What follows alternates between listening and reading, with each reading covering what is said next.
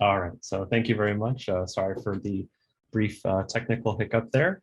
As Ruth mentioned, yeah, I'm a current PhD student in the binaural hearing and speech lab, and I've been enjoying working through some data that were acquired prior to my arrival, but I've spent quite a bit of time with them.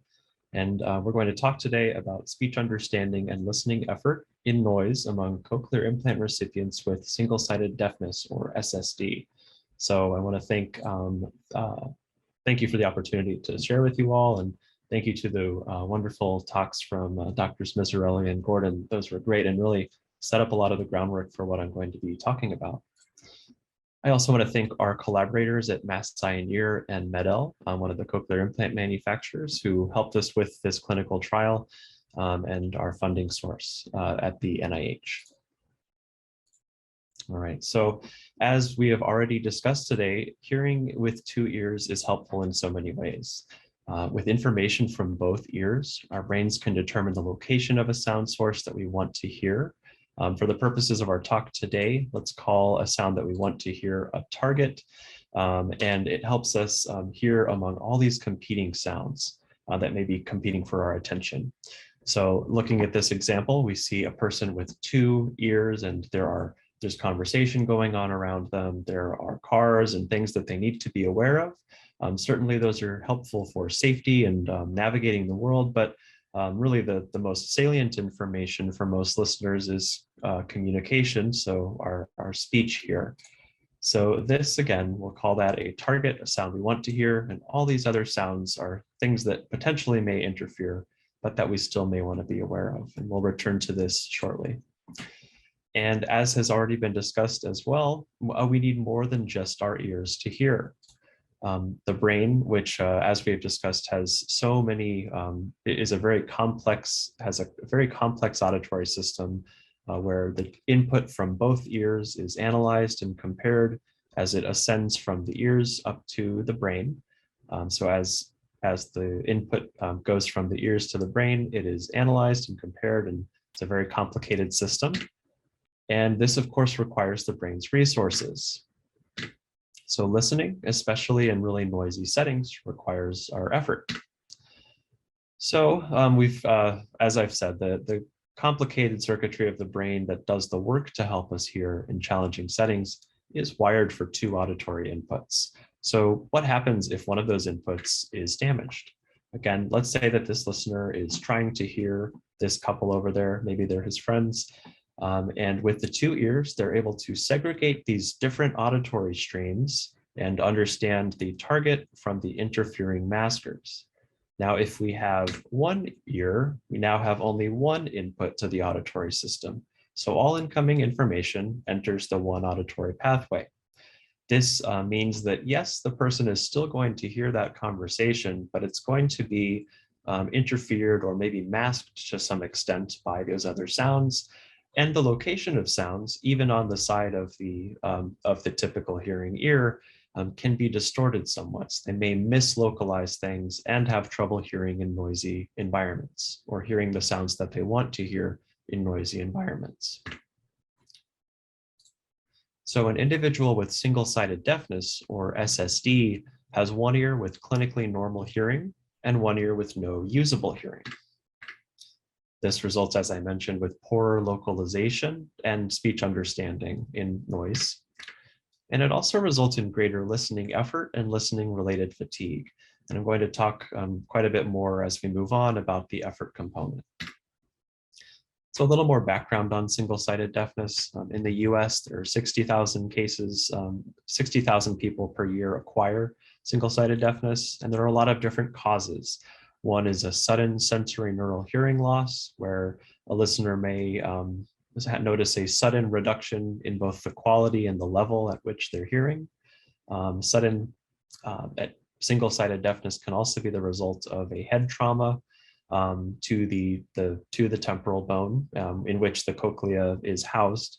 So damage to one side of the ear, as well as Meniere's disease, which is characterized by fluctuating hearing loss among other things, including tinnitus, a full sensation in the ear, and vertigo, But over time, that fluctuating hearing loss can get progressively worse to the point where it may not provide the listener, the patient, with any functional hearing.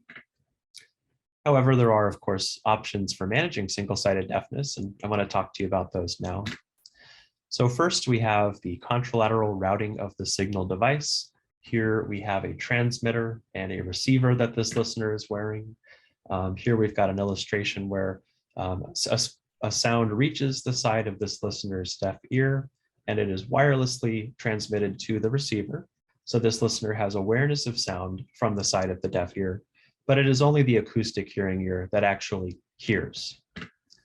A similar idea is presented with a bone conduction hearing aid, where sounds reach the side of the deaf ear, and through bone vibration, they actually stimulate the typically hearing ear.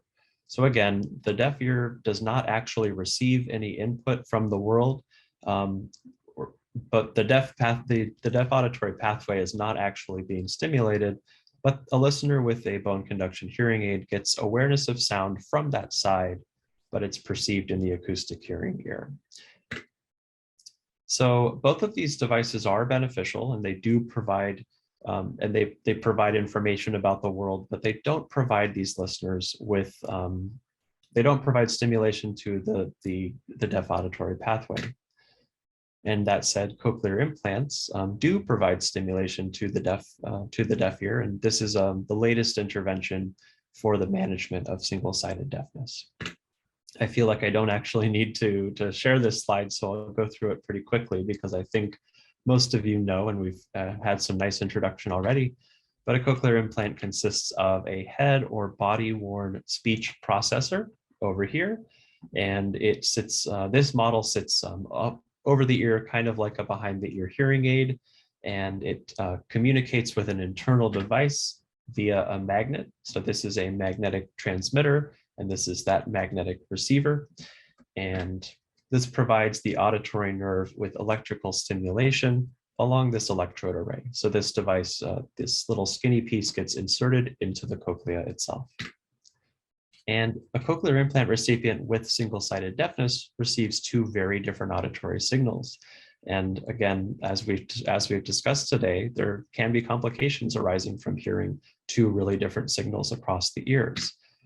So in one ear, a listener will hear electrical stimulation, and in the other ear, we have acoustic stimulation. And for somebody with single-sided deafness, especially somebody who has a relatively recent onset, like that through sudden sensory neural hearing loss, this is going to be very, very familiar, intimately familiar, particularly if they're an adult who has had many, many years of hearing through acoustic stimulation. So the electric stimulation is very similar in terms of those fluctuations that Dr. Miserelli talked about, but the fine structure is going to be different. So there's pulsatile stimulation that has similarities to the acoustic stimulation in the slower movement of the slower volume change over time. So we were interested in this clinical trial to see how SSDCI listening affected speech target intelligibility in background noise, and how it affected cochlear implant recipients' listening effort during these speech and noise tasks. So our timeline looked like this. We had 8 participants. During visit 1, they were tested at the Weissman Center with their acoustic ear alone. They then had surgery with our partner at Mass Eye and Ear Infirmary, Dan Lee. Then they returned to the Weissman Center for further testing. This included the acoustic ear alone, the implanted ear alone, and the acoustic and implanted ears together. And these data were collected 1 year apart. So these listeners had a year of experience with acoustic and electric simultaneous stimulation. So they had some time to get used to it. So before I go into detail on these test conditions, I'll point out our key, which is important. A target sound, remember, is a sound that we want to hear. A masker is something that can interfere with it. So the color code is target is blue, masker is red. So during visit 1 before surgery, again, we just tested the acoustic ear alone. We tested in quiet, just listening to that target speech. We tested with a co-located or from the same location masker sound. and we tested with separated maskers. So this was the difference between maskers from the same location and maskers if they were removed from the target. During visit 2, we first tested the acoustic ear only again in quiet to see if there had been any difference over the course of a year of this new electric and acoustic stimulation. And the data is not shown here, but we found that there was not a difference between those two, which is encouraging. We also tested the cochlear implant alone in quiet because, as we've talked, there's a lot of variability. I like the illustration of there isn't a one-size-fits-all approach, and there isn't one experience that characterizes all cochlear implant recipients, the quality of speech that they hear. So we tested the CI only, and we plugged up the typical hearing ear and put an earmuff over it to make sure that it wasn't hearing any of that target. And then we also tested the same conditions of the original visit, this time with the SSD-CI, what we'll call this condition, which is acoustic hearing and electric hearing together, quiet, co-located maskers, and separated maskers. Our test setup, I've got my colleague Emily here demonstrating the setup for us. These listeners participated in speech understanding in quiet, as well as with interfering maskers. Our speech targets were a male talker that were always in front of the listener right here. And our speech maskers were 2 male talkers, and they were either right in front of the participant in the co-located condition or separated from the participant in the spatially separated condition. And while we did this, as I mentioned, we were interested in listening effort. So participants fixated on a screen, and we recorded their task-related changes in pupil size over time. So change in pupil size turns out to be a really useful tool for measuring listening effort. An example here, this is our really easy condition, just listening to a quiet signal with no interference. We're not going to see much of a change in pupil dilation relative to the everyday level of pupil dilation. We can think of a pupil as kind of a window into our brain's processing, and there's not a whole lot of difference in activity for an easy task. But for a really difficult task, where we have a speech masker that's interfering with the speech target without the benefit of spatial separation, we see that listener's pupil widens quite a bit, and they're trying a lot harder to understand that speech target. So effort increases, or I should say pupil dilation increases, and that's indicative of greater effort or task engagement. So on to some results. The first thing that we see is that there's a lot of variability among these CI recipients' speech intelligibility, even for quiet. So some listeners performed just as well in their acoustic and CI ears, but then some listeners performed with quite a bit of a difference between those 2 ears. The next thing we see is that listening with the implanted and the typically hearing ears together helped our listeners understand the speech target in the presence of these interfering maskers. Again, the condition we're comparing are speech in quiet versus speech with a co-located masker. And here on our y-axis, we have lower values indicating less interference. So between visit 1 and visit 2, when these listeners had the benefit of the implant, we see that they have a reduction in the amount of interference from that masker, which was excellent to see that nearly every listener except one had a reduction in the amount of interference from the masker. We also saw that SSD-CI recipients understood more speech and background noise when they could use both ears together. So we see 2 things from the plot that I'm going to show you. First, that there is a benefit in terms of spatial separation of maskers away from the target. So speech understanding improves when we move the maskers away. And we also see that is consistent for the second condition when the listeners had the cochlear implant as well. And overall, we also see that speech understanding in general is higher with the 2 inputs working together. So both of those were really encouraging to see.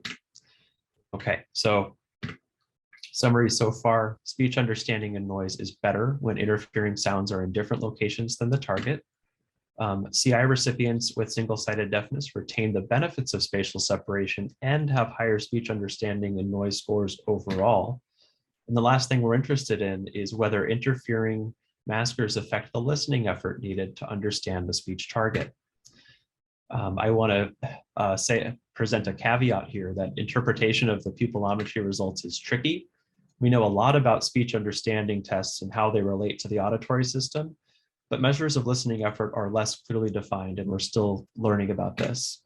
The task-evoked pupil change might indicate engagement in the task, effort, interest in the task, arousal, could also indicate emotional, could have some implications of emotional involvement.